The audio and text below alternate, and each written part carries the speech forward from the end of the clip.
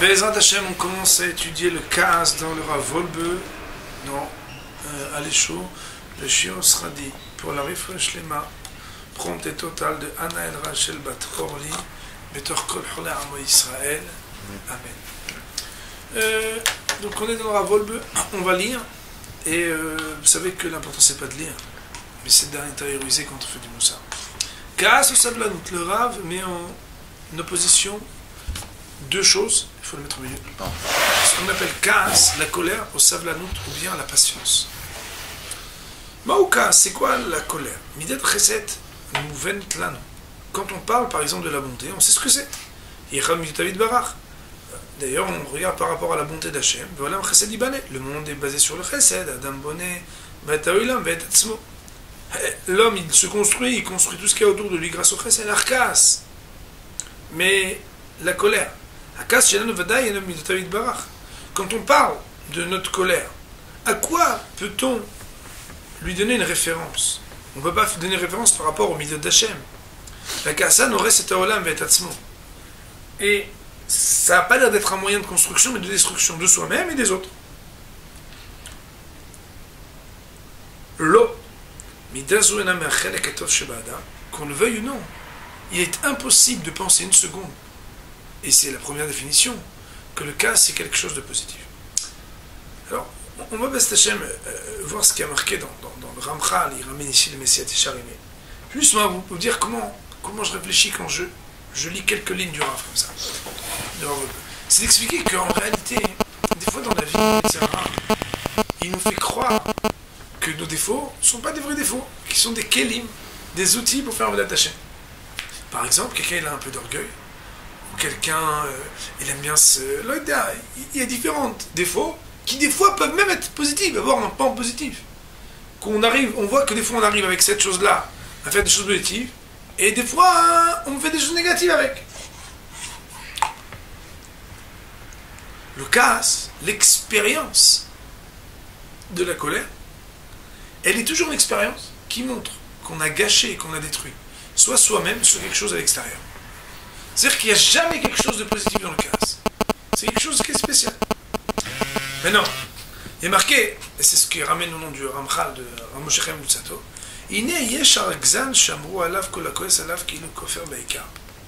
voici que celui qui s'excite par la colère, Chachamim ont dit sur lui que tout celui qui se met en colère, c'est comme si il remettait en question des principes fondateurs de la Torah.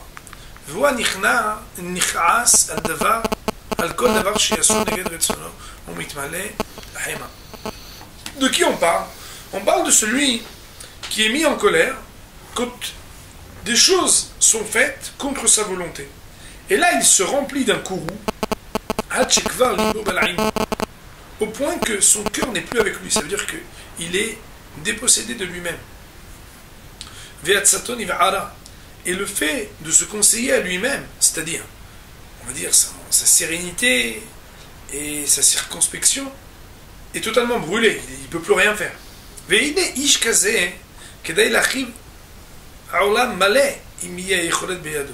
Cet homme-là, si on lui donnait le monde entier avec les moyens de le détruire, il pourrait détruire le monde entier à ce moment-là. Car à ce moment-là, son esprit et sa conscience, il n'y a plus de possibilité de sa souveraineté. Ça, c'est fini. Il n'est plus souverain. Il y a quelqu'un d'autre qui maîtrise. Et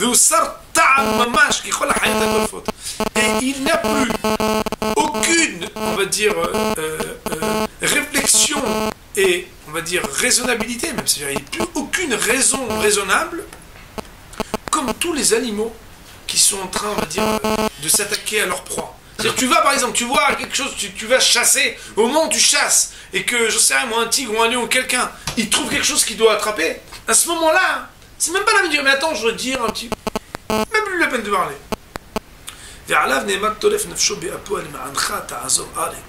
Et c'est sur lui que le verset dit, Toref nafsho be'apo, celui qui devient le prédateur de sa propre âme, par sa colère. Autrement dit, le type il se fait du mal comme s'il était en train de se chasser à lui-même. C'est même pas les autres qui lui font du mal. Toi-même, Toref nafsho be'apo, pour toi, la terre est totalement abandonnée. Ça veut dire que tu n'es plus dans la réalité.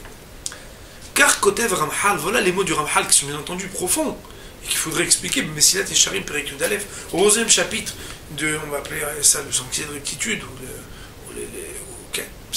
au Mekorat Dvarim, mais d'où ça vient ce qu'il a dit? Mais Zohar Kadosh, c'est dans le Zohar. Qu'est-ce que le Zohar il dit?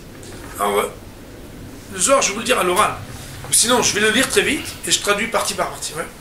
Ou b'maït yada barnash le minda mani'u le karva behade ou le mitminamine berukza mamash yada ale barnash ishtemudar b'miu. Quand est-ce qu'un homme, on voit qu'est-ce qu'il est? C'est quand il se met en colère. Ya ishmata kedisha natar b'sha'ata derukze ati ale v'le ya'akar la matra bikini mishre tihota haou kel elza dayu barnash kedikayaout dayu afda demare dayu givar shali ויהו ברנש לנטלה, ויהו עקר כדושה, דעי לה מאתרי, למשתה בהתראה בסתרה אחרה.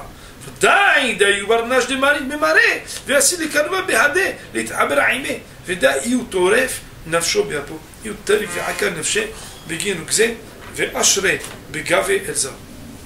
ועדה כתיב, חדרו לכם מן האדם אשר נשמע בו, דעי נשמתה כדיש טריף לה, וסייב לה בגין אפו, אשר נשמע חלב באפו. כי במניח שבעו עבודה זרה תחשיבה וברנש ומד יתחבר עימן ומד ישתעי בהדה כמד יתחבר לעבודה זרה ממש. Alors on va juste le prendre dans les mots pour le traduire tchic-tchac. Alors on va le traduire mais le Rav lui-même déjà donne en substance ce qui est marqué. C'est qu'en réalité quelqu'un qui se met en colère, son esprit part et c'est quelque chose d'autre qui l'envahit. C'est quelqu'un d'autre. J'aime beaucoup, il aime dire quand quelqu'un s'énerve, il dit je voudrais parler avec la personne qui est juste derrière toi. C'est l'eau, qui se transforme, c'est plus la même personne. Il est tellement doux, tellement gentil, tellement droit. Et là, il est en colère, et on ne le reconnaît plus. Il est envahi par quelque chose d'autre. Le ko est celui qui s'énerve, ou le coléreux, plus encore. C'est celui qui, ras de shalom, il est en train de chasser sa propre âme. Sa neshama, elle s'en va. Et à la place, c'est les forces du mal qui l'envahissent. Ouais. Surtout la parenthèse. Et le Roche, il dit de manière très claire, sans Kabbalah. L'homme, il a plus sa conscience, il a plus ses esprits quand il s'énerve. Tout celui qui a déjà fait l'expérience de la colère, il se le ressent, que c'est plus lui-même, c'est comme s'il est quelqu'un d'autre, que c'est plus lui. C'est qu'en réalité, la première réflexion qu'on doit avoir en bataille, c'est que un homme, il ne fait pas rentrer n'importe qui chez lui. Il ne fait pas rentrer n'importe qui. Bichlal, on n'ouvre pas la porte, c'est quelqu'un qui n'est pas connu, il ne permet pas de... Il ne montre pas que c'est un ami. Le kaas, on est dépossédé, on a laissé entrer quelqu'un d'autre à l'intérieur de nous. La définition du kaas, dans ce qu'elle détruit pas seulement ce qui se passe à l'extérieur. C'est que la personne, déjà, elle se détruit elle-même, parce que, kiviachol, elle laisse un étranger prendre les commandes on va dire, de lui-même. C'est ça la première découta. La première découta, c'est d'essayer de se dire, mais attends, je suis en train de laisser entrer quelqu'un d'autre à l'intérieur de moi. Bien entendu, bon, la prochaine fois, peut-être demain, on va essayer de savoir comment on travaille là-dessus. C'est là, ok, enfin, c'est vrai. Mais comment on travaille, comment on essaie de se corriger là-dessus. Ouais. Donc, on continue.